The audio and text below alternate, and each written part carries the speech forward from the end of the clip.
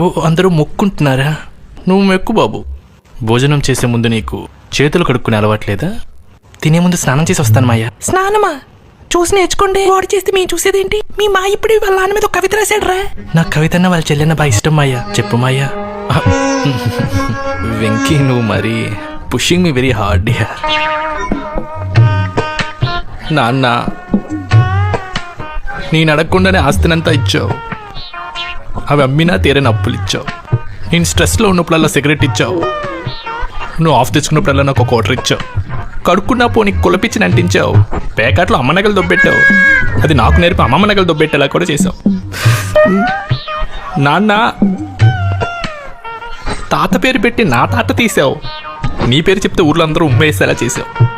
అందుకే నువ్వు నాకు నచ్చావు. కానీ ఎందుకు పని మనిషి పొల్లముతో లేచిపోయావు? అందుకే నా చేతికి దొరికితే నువ్వు చచ్చావు రే. మీ పోయంలో చాలా పెయిన్ ఉంది మాయా.